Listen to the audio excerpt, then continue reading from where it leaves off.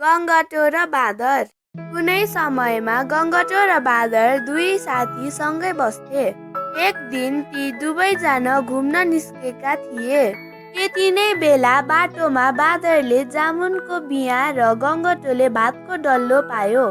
गङ्गटोले भातको डल्लो पाएको देखेर बाँदरलाई जामुनको बिहासँग साट्न पाए हुन्थ्यो भन्ने लाग्यो।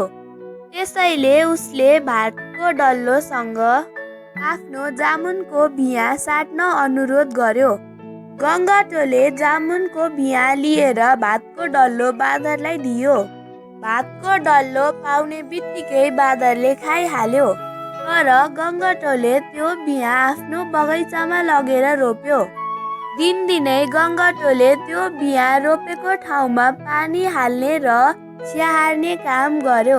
यही समयमा जामुनको बिहा उम्रियो। त्यो सानो बिरुवा बिस्तारै ठुलो रुख हुँदै बढ्न थाल्यो। एक दिन त्यो रुखमा गङ्गटोले जामुन फलेको देख्यो। त्यो देखेपछि गङ्गटोलाई खान मन लाग्यो। तर ऊ रुखमा चढ्न सक्दैन थियो। त्यसैले आफ्नो साथी बाँदरलाई रुखमा चढेर जामुन टुक्रिदिन अनुरोध गर्यो। बाँदर रुखमा त चढ्यो, तर पाकेको जति जामुन आफै खान थाल्यो। उसले विचार गर्यो, जामुन त भातको डल्लो भन्दा धेरै मिठो हुँदो रहेछ। यसो भन्दै धमाधम पाकेको जति टिपेर खान थाल्यो र नपाकेको हरियो र सारो एउटा दानो गङ्गटोलाई खान दियो। अर्को दानाले गङ्गटोको टाउकोमा दुख्ने गरी हिर्काइदियो। बाँदरले यसरी हिर्काएपछि गङ्गटोलाई साह्रै रिस उठ्यो र उसले आफ्ना 3 थरी साथी ढुङ्गा, अरिङ्गाल र कटुससँग बाँदरलाई सजाय दिनका निम्ति मद्दत मागे।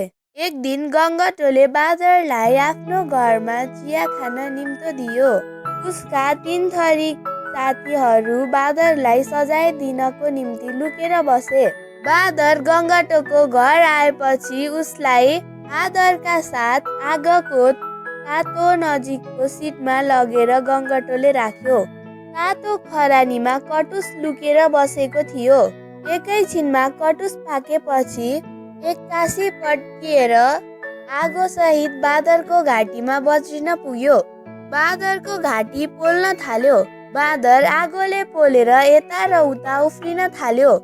यही समयमा अरिङ्गालको गोलो खसेर उसलाई टोक्न थाल्यो।